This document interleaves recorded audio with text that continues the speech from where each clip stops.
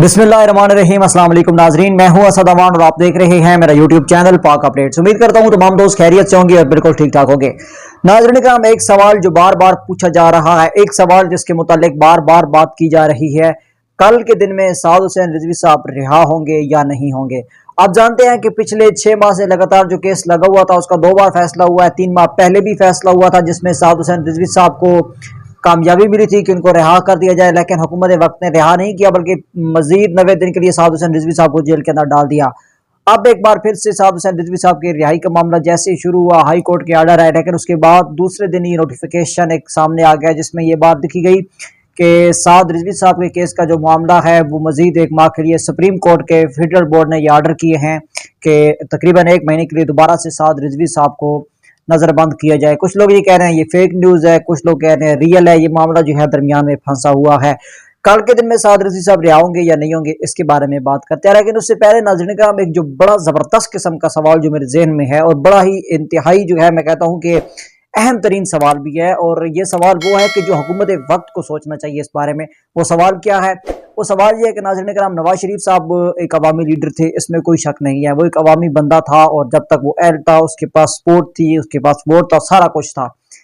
लेकिन जब उसे भी जेल के अंदर रखा गया, जब उसे गिरफ्तार किया गया, एक तो वो खुद बड़ा रोता था कि जनाब मुझे जेल में रख लिया गया, मुझे बुनियादी सहूलियात नहीं दी जा रही, मुझे ये हो रहा है, मुझे वो हो रहा है, कंबल नहीं दिया जा रहा, ये चीज़ नहीं दी जा रही। दूसरी जानिब उसकी जो कारकुनान थे, उसकी जो आवाम थी, उसकी तरफ से उसे कोई भी जारहाना सपोर्ट नहीं मिली थी कि हमारे कायद जेल के अंदर है, अब रिहा होंगे, तब रिहा होंगे। ये पहला बंदा है नाज़रीन कराम, साद हुसैन रिजवी, तहरीक लब्बैक पाकिस्तान का मरकजी अमीर के जो जेल के अंदर है, तो अवाम के दिल उसके साथ धड़क रहे हैं। इतना अवामी बंदा आज तक पाकिस्तानी तारीख में कोई भी नहीं आया। अलग जुल्फकार भुट्टो जो है वो भी बड़ा अवामी बंदा था और बड़ा उसके साथ अवाम थी, लेकिन उसको भी जेल के अंदर ही जो है फांसी लगा दी गई, सारे मामला की गए। कभी भी अवामी सपोर्ट इतनी ज़बरदस्त किस्म की जो तहरीक लब्बैक पाकिस्तान के मरकजी अमीर अल्लामा साद रिजवी साहब को मिल रही है नहीं मिली। इतनी ज़बरदस्त दुआएं और इतना जो है तहरीक लब्बैक पाकिस्तान के कारकुनान एहतमाम कर रहे हैं। किसी भी अवामी नुमाइंदे ने या किसी भी अवामी लीडर ने इस किस्म की प्रोटोकॉल अपनी ज़ात में या अपने लिए नहीं देखा जो साद हुसैन रिजवी साहब के लिए किया जा रहा है। तो इसका मतलब यह है कि साद हुसैन रिजवी साहब में कुछ दम है। यही बात हुकूमत वक्त को सोचनी चाहिए। नाज़रीन कराम, तहरीक लब्बैक पाकिस्तान के मरकजी अमीर को गिरफ्तार तो कर लिया गया, लेकिन अब हुकूमत को यह बात समझ नहीं आ रही कि अब इस मामले को सुलझाया कैसे जाए, इस मामले को हल कैसे किया जाए। अच्छा, उनके ज़हन में यह बात थी कि साद रिजवी साहब को गिरफ्तार किया जाएगा, 4 महीने 5 महीने जेल में रखा जाएगा, दबाव प्रेशराइज किया जाएगा, ठीक है। उसके बाद क्या होगा कि साद हुसैन रिजवी साहब की तबीयत में कुछ नरमी आ जाएगी, हम उनके साथ मेल मिलाप करके सारे मामला सेटल कर लेंगे। लेकिन हुकूमत इस बात में नाकाम हो गई। बार बार तहरीक लब्बैक पाकिस्तान के मरकजी अमीर को ऑफरें हुई, उन पर प्रेशर डाला गया, उन्हें प्रेशराइज किया गया, दबाव डाला गया, लेकिन वो किसी बात पे भी नहीं आए। उलमा भेजे गए, उलमा के रूप में लोग भेजे गए कि आप उनके साथ एडजस्टमेंट करें, ये करें, वो करें, फलां करें, लेकिन साद रिजवी साहब अपने मिशन से 1 सेकंड के लिए भी पीछे नहीं हटे। अब हुकूमत वक्त फंस चुकी है।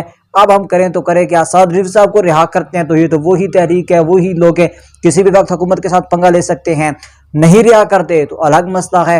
अब हुकूमत इसी कशमकश का शिकार है, कभी 3 महीने बढ़ाती है, कभी 1 महीना बढ़ाती है, कभी कुछ करती है, कभी कुछ करती है, लेकिन प्रॉपरली जो हाल है वो हुकूमत से इस बारे में नहीं निकल रहा। वो नहीं सोच पा रही कि इसका करें तो करें क्या। हुकूमत मुकम्मल तौर पर फंसी हुई है। सिर्फ यही वजह है कि साद रिजवी साहब की रिहाई में रुकावटें बनी हुई हैं, क्योंकि अल्लामा खादिम हुसैन रिजवी साहब को जब 6 महीने के लिए जेल में रखा गया था तो उस वक्त हुकूमत ने यह बात सोची थी कि शायद बस खत्म हो गया अब तहरीक लब्बैक पाकिस्तान, और अल्लामा खादिम हुसैन रिजवी का 6 महीने जेल में रहना इनको हमेशा याद आएगा और ये कभी बाहर नहीं निकलेंगे। लेकिन उनके अंदर तो इतना इश्क रसूल था और ख़त्म नबूवत के इतने बड़े मुहाफ़िज़ थे कि वो तो किसी बात पे भी नहीं आया, और जब भी कोई मसला आता तो वो सबसे पहले मैदान अमल में होते थे। बिल्कुल सेम साद हुसैन रिजवी साहब के साथ यही मसला आया है। यही बात साद हुसैन रिजवी साहब के मामले में आई है। हुकूमत इस वक्त इसी बात से डर चुकी है इस वक्त, क्योंकि हुकूमत ये बात जानती है नाज़रीन कराम के साद हुसैन रिजवी साहब को अब झुकाया नहीं जा सकता, कभी भी किसी भी सूरत में वो झुक नहीं सकते, बिक नहीं सकते। इसी वजह से प्रेशराइज किया जा रहा है तहरीक लब्बैक पाकिस्तान को, इसी वजह से साद हुसैन रिजवी साहब को रिहा नहीं किया जा रहा। कल के दिन में साद रिजवी साहब रिहा होंगे या नहीं होंगे, नोटिफिकेशन के क्या हालात हैं देखिए। जो नोटिफिकेशन जारी हुआ है उस नोटिफिकेशन के अंदर आप कहें ना कि 2 नंबरी है या नोटिफिकेशन फेक है तो ये कहना गलत होगा। नोटिफिकेशन जारी हुआ है और बिल्कुल जो है वो सुप्रीम कोर्ट के फेडरल बोर्ड की तरफ से जारी हुआ है। तहरीक लब्बैक पाकिस्तान के जो वकला है वो ये बात कहते हैं कि हमें इसकी कॉपी नहीं मिली, सिर्फ मसला यहाँ पर अड़ा हुआ है। अब जो भी अपडेट सामने आएगी वो तो तहरीक-ए-इंसाफ पाकिस्तान के वकला बता देंगे। कल का दिन इंतहाई अहम है तहरीक-ए-इंसाफ पाकिस्तान के लिए। कल के दिन में सब कुछ समझ आ जाएगा कि क्या हो रहा है, क्या नहीं हो सकता। इंशाअल्लाह ताला उम्मीद करता हूँ तमाम दोस्तों को वीडियो पसंद आई होगी। मिलेंगे नए वीडियो में, तब तक के लिए अपने मेज़बान असद अमान को इजाज़त दीजिए। अल्लाह हाफ़िज़।